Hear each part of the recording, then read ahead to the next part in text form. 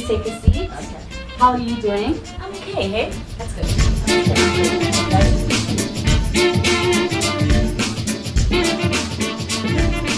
Hi guys, my name is Sibu and I know that we are in the heat of the coronavirus pandemic around the world. Many countries are dealing with coronavirus, but TB is still very much a big challenge.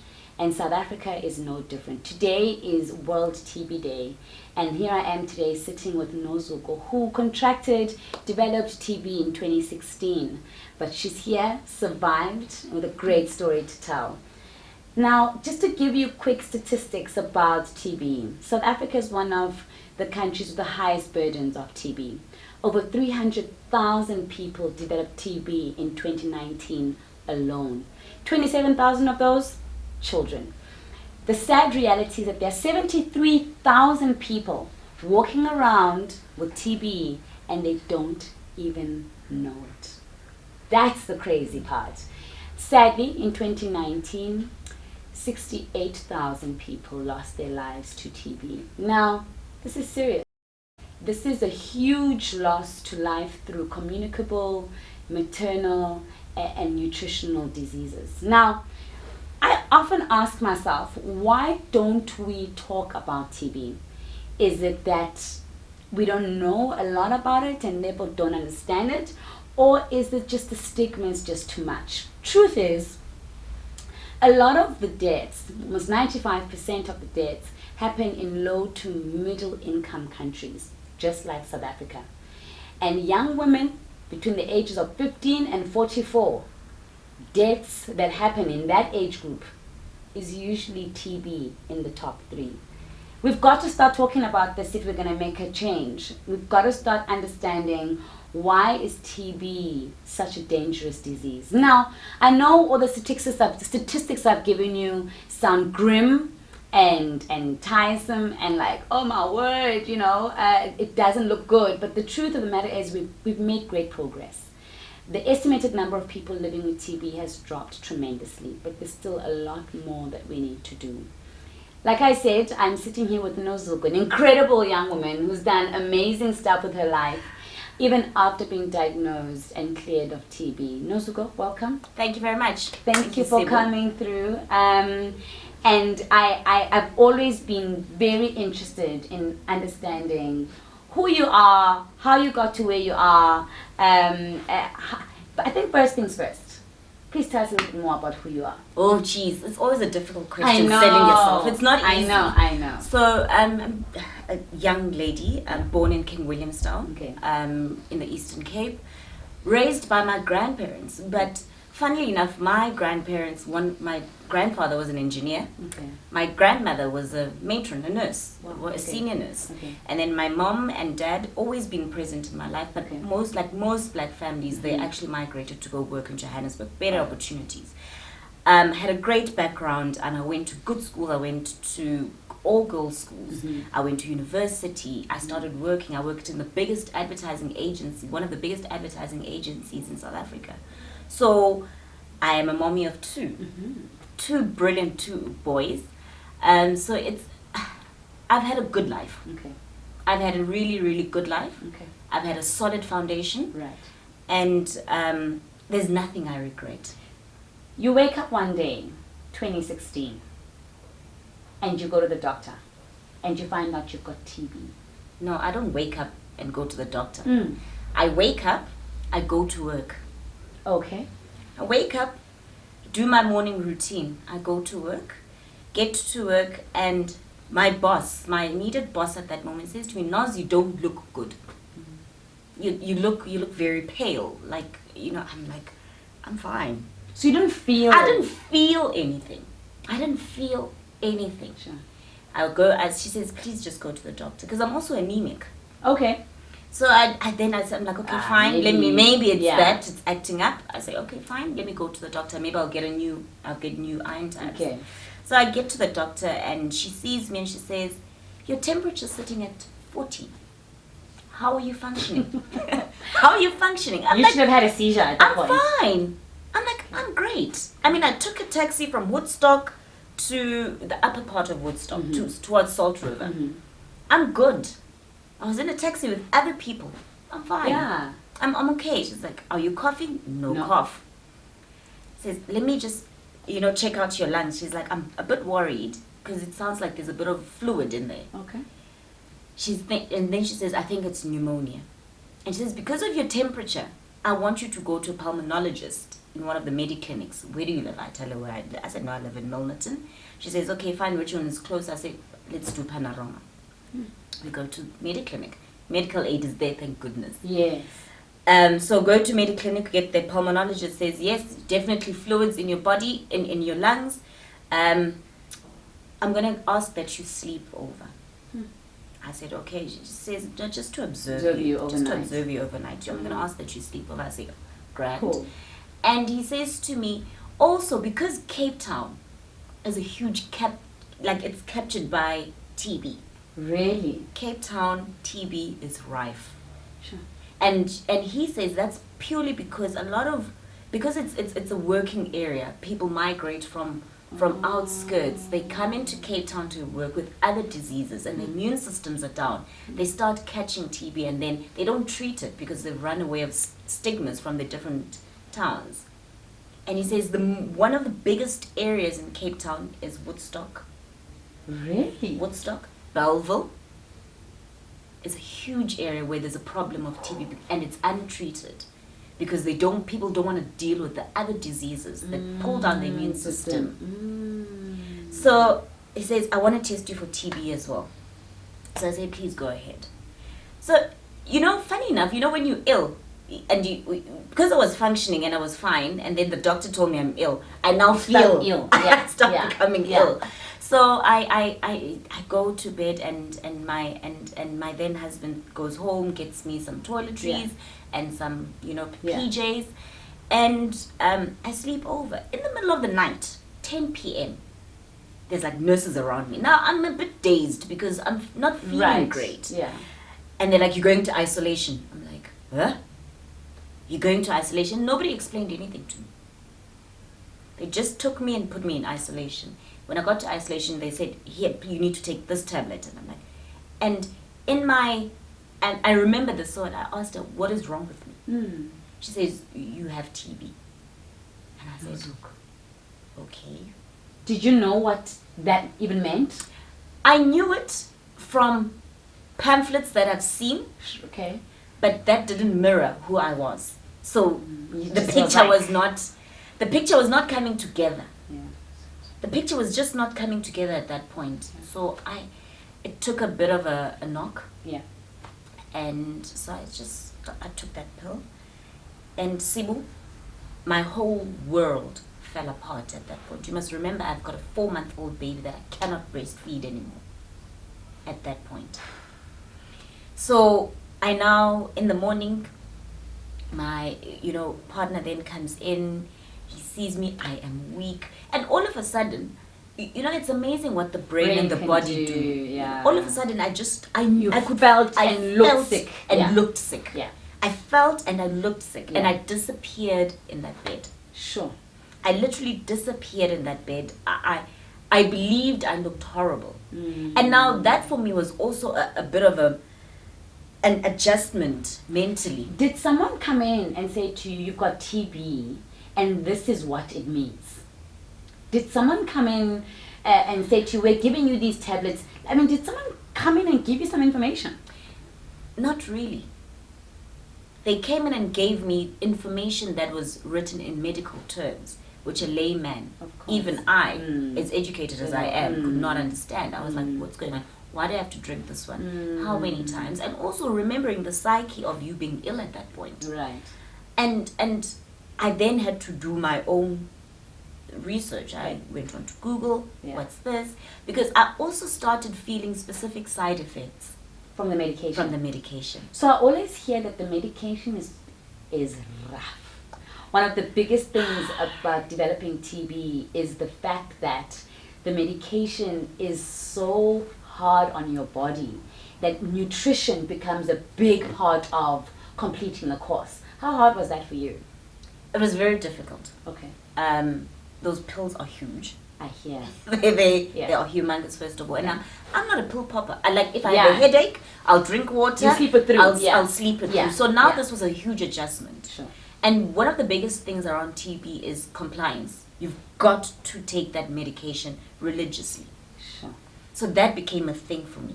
From no pill to From all of no a pill sudden to all of a sudden a pill that will help you 6 survive. months, that will help you survive for 6 months. Okay. Also the physio. Physio? Yes, because your lungs have fluids and you've got to cough it out. But now you don't have the strength anymore. So they come and they just, I don't know, they were beating me up. The physio is tough. The bones become, so that medication is so rough. It's so rough. And I think, and also I could never keep anything down. All of my food had to be boiled. All of my food had to be boiled.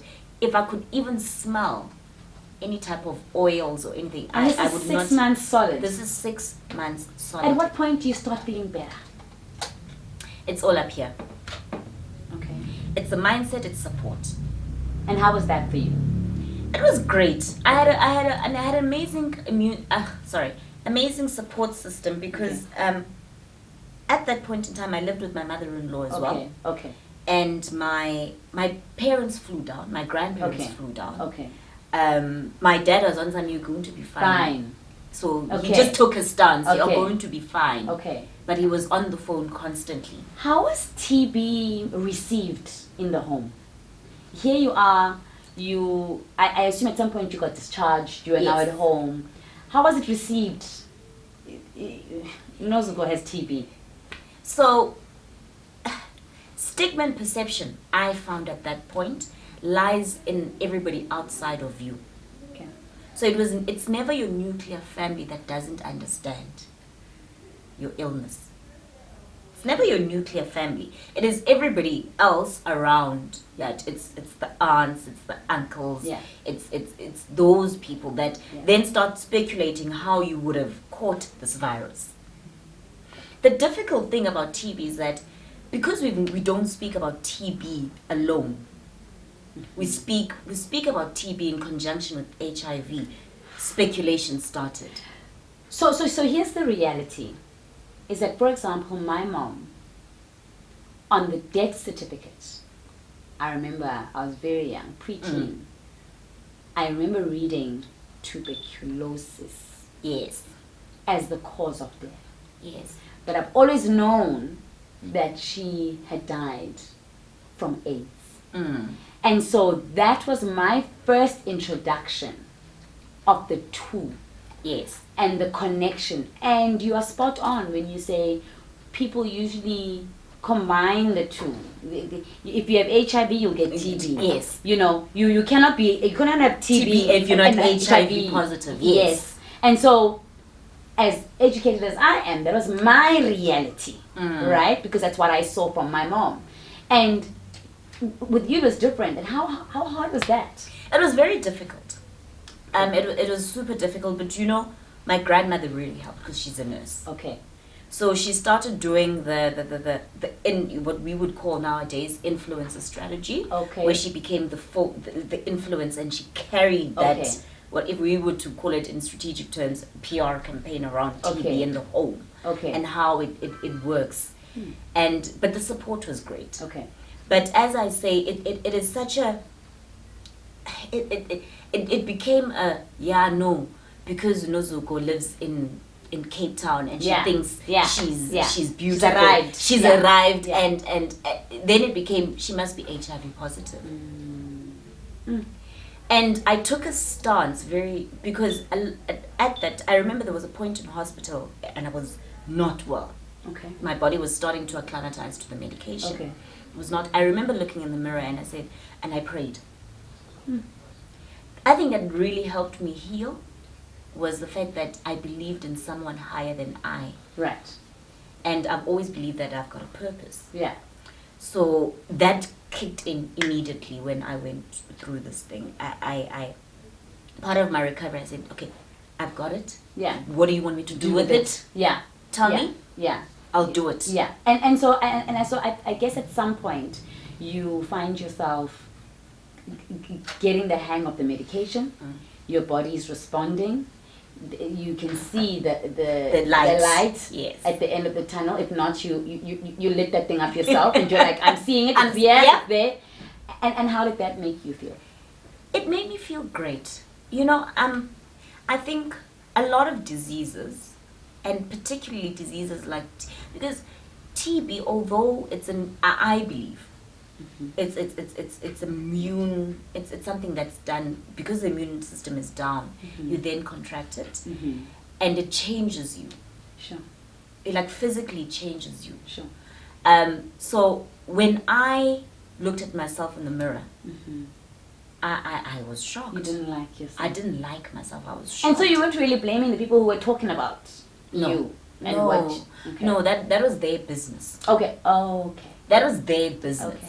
And if they really cared, you see, things like these, this is when you learn who your people are and who are not your people. Okay. So if somebody really cared and wanted to know more, they would come to you. Yeah, and ask. Yeah. And I've always been an open person. Right. And so I when someone came to me, I gave them the full story. Right. If you didn't come to me and it came to me as a rumor, it came to me as someone speaking about me, I didn't entertain. Because I needed to heal. Yeah. Because I then quickly said, okay, if the minute I heal, I've got to do something to make people understand that this disease has got no profile. And I was just about to ask you that. Is one of the things you mentioned in the beginning is the fact that you're educated, you come from a good family, solid foundation, and you never lived in an area where you know would be questionable or expected where you'd contract and develop TB, but you got it. Yeah. And really, this disease has no profile. Nothing. It's got no profile. And I wish, if I look at now in retrospect, I look at my daily routine. Yeah. I still cannot tell you where it is exactly. You got it from. Where I got it from. Yeah. Whether it's in the office, because it's winter season. Did I contract it from somebody who didn't know they had it in the office? Because everybody was falling ill around me because of the flu. What are some of the common symptoms around it? So I mean, of course we don't want to alarm anyone, but certainly one of some of the things that you go, hey, this cough is shady. What are some of the things that we need to look out for? So what I learned in retrospect, because my symptoms came when I was on treatment. I was like, oh, okay, now I'm coughing up. Those 73,000 odd people walking around, you don't even know. Okay. So I would say if you when in retrospect, I remember I would walk a specific distance and I'd have breathing issues. Okay. I wouldn't be able to breathe properly. Okay. My lungs would literally, when I think about it, I was like, maybe my lung collapsed at that point. And you just didn't know. I just didn't know. I just did not. That's the most dangerous thing about this disease. You just don't know until you're diagnosed. Yeah. So you've got to check up. So if you find yourself coughing for more than 2 weeks, please see a doctor. With 301,000 people in South Africa right now who've developed TB, with coronavirus, and I know I'm putting you on the spot here, but what are some of the things we can do to look after ourselves as we deal with TB, long-standing TB, and this new pandemic that is ripping other countries, first world countries apart, and we don't know once it fully hits our country what it would ever do. What are some of the things you think we could do to look after ourselves better? I think we need to start paying attention to our bodies. We've become a country that is so busy chasing things. We're so busy with work. We're so busy chasing the dream that we're not paying attention to our bodies when it says, whoa, Sibu, relax. Yeah. You need to calm down now. Because coronavirus as well is an influenza with 19 different strands in it. Yeah. So every single thing, these diseases that emerge, it's literally an immune system thing. We won't know the extent of it because we haven't had our winter yet. So we'll know after our winter. The reason why it was so bad that side is because it's their winter. Yeah. So it was flu season, immune was down, it hit. Immune was down, it hit. So we'll only know now, but we just need to make sure that we take care of ourselves. And I know everybody's going on about your inner peace and this, but it's important to be mindful. We need to practice mindfulness. So you can feel when your big toe, something don't pay attention. Don't dismiss it. Yeah. That headache, that constant headache, it's not a migraine. You know you're not a migraine person. But yes, you've got it's that been coming lingering. now. You've got this lingering headache that you need to pay attention. Okay. So we need to pay attention to our bodies. You know when it's a flu. And you know when it's a hey, it's been a while now. These antibiotics are not helping. It's been a while now. I need to actually just sit in bed type of thing. So you need to monitor yourself. You need to guard yourself. And keep a check on your health as well. Yeah. You survived. Yes. You survived TB. I survived. And here you are looking absolutely amazing. Oh, thank you. Glowing. You said TB, not me. Yeah. And it landed you where you are today. What are some of the lessons from having contracted TB to being on medication to surviving it that you think are key? You've already mentioned mind over matter was one thing. What else can you leave us with that should anybody else be dealing with TB right now, have developed it, it just has no motivation to complete the course that rips the body apart in the process of fixing it? You know, what can you say to that person watching now anywhere around the world about how to just get to the finish line? You know, Sibu, nothing beats mind over matter. Because if you can train your brain that you're going to get to the end goal or to the finish line, you'll then be able to complete your course. You'll then be able to deal with looking in the mirror and like, this is not the Sibu I know. You'll be able to deal with the functions of understanding that I'm no longer a size 34. I'm a size. I don't exist. No, I don't. I wore 2 pairs of jeans just to look decent. So mind over matter anyway. And if you can't, because sometimes families don't understand, find someone to speak to. Speak to your doctor, speak to a local nurse. And I must say that, you know, and maybe we should do a study. I really believe, honestly believe, that middle income folk are probably 80% of the 73,000 that are walking around not knowing. Sure. Okay. I really think so. Okay. Because we have access to so much. We tend to Google symptoms. And we treat them up here. We know so much and we treat them up here. I would be interested. We know a lot. We know a lot. And you'll find that lower income, they will know they have TB, but mind over matter and lack of nutrition is what kills them. And I know that nutrition is usually a very big part of TB, as well as HIV. But Nozuko, I just want to say thank you so much for joining us. I think one of the things that was very important for me to get through was that as much as women are affected mostly between the age of 15 and 44 by TB, and that's where the deaths are happening, there are survivors.